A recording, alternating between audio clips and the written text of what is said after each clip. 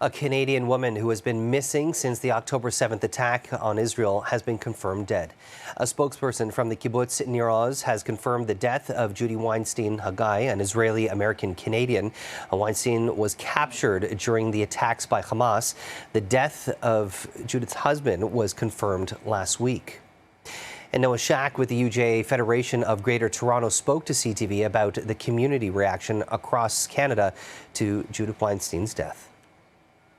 The community has just rallied around their cause so much, and we have had the privilege of meeting with their families, of hearing their words.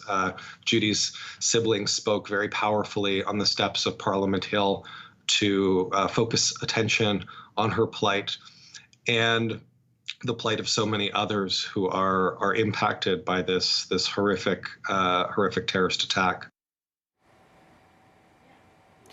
And Or Levy is among the hostages still being held by Hamas. His brother Michael Levy joins us live near Tel Aviv with more on this. Thank you so much for joining us, Michael. I know this has to be a very difficult time for you and your family. Can you take us back to October 7th? What was the last time you heard from your brother, and from what you know, what happened to him and his wife on that day? All contact us. The last call was at 7:39 a.m. He called my mother from inside the bomb shelter, which him and Inav ran into. They were on their way to the Nova Festival and got there about 10 minutes before all hell broke loose there. And from inside the shelter, all called my mother, completely terrified. And when my mother asked him, "Oh, what's going on? Is everything okay? Tell me something." He told her that, "Mom, you don't want to know what's going on here." That was the last thing we heard from him. Our lives have been hell ever since that. We're looking at pictures of your brother and his wife, Inav, and I understand that Inav was murdered during this attack. Is that correct? Yes. About 10 minutes after the last call. And I know this now because I had to watch horrible videos of terrorists coming to this shelter, throwing grenades into it and spraying bullets into it, murdering Einav and 17 other people, and kidnapping all along with 3 others. I know your brother and Inav, they have a 2-year-old boy, Almog. How is he doing? And tell us a little bit about, what your family is doing to comfort him during this time. So as you can imagine, Almog misses them. He calls them every day. We cannot mention the word dad or mom next to him because he immediately bursts into tears. And just a few days ago, his kindergarten teacher told us that she spoke to one of the other kids and said something about his father, and Almog just started crying and called for all. We try to comfort him, we try to show him love and keep him supported as much as we can, but unfortunately, whatever we'll do won't change the fact that his mom won't come back and that his father is still held hostage by monsters. I actually carry this little teddy bear with me everywhere to remind me why I'm doing it and what is important. And even if it's difficult for me, I know there's a bigger cause and a 2-year-old boy who needs his father back. Michael, have you heard from any of the other hostages that have been released?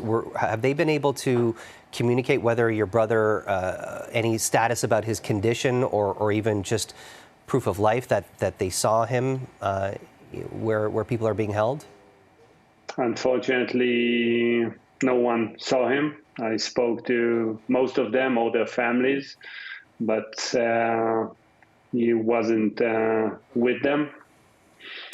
Michael, I've spoken to so many families who have loved ones who have been kidnapped, and one of the things they describe to me is the fact that, you know, there's this uncertainty, this unknown of what's happening to their family member, and that many describe it almost feeling numb day to day.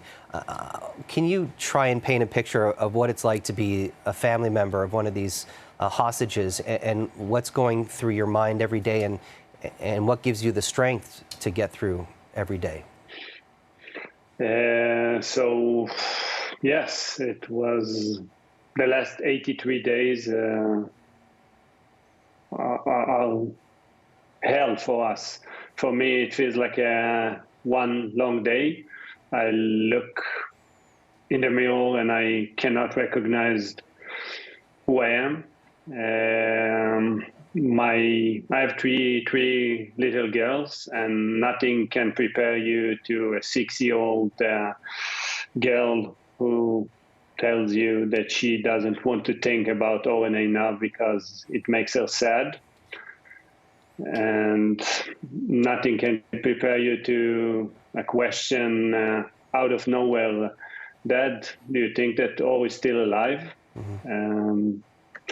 So those are just two examples of something that I wouldn't even dare to dream that can happen in a civilized world.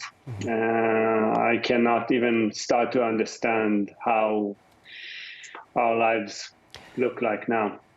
Michael, can you give us a sense of what Or and Einav were like? We're showing pictures of your brother and Einav, and you know, one thing that strikes me in all these pictures, and very much similar to the other family members that I've spoken to who have loved ones who have been held hostage, is the smiles. You can tell a lot about a person from their smile, from the look in their eye. Can you give us a sense of what they're like, what they like to be around, and what do they love to do? Actually, the pictures that you see are pretty much how they were. Always happy, always smiling, surrounded by friends. They love to go to festivals, to travel, and just a normal young couple with hopes and dreams. Mm-hmm. They are both very successful in their jobs. Always one of those annoying geniuses that knows everything, and everything comes easily for him. He taught himself to program,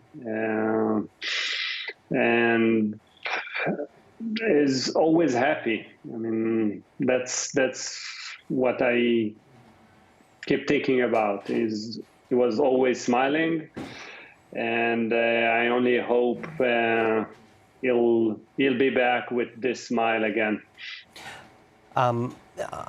Michael, I'm curious, you know, for many family members who have a loved one who is still being held hostage, when they watched a lot of the other hostages being released, I know a lot of them had very mixed feelings because they were happy for a lot of other family members to get their loved ones home.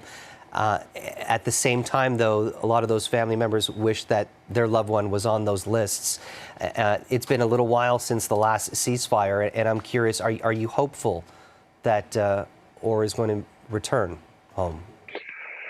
I am. I just know he will be back.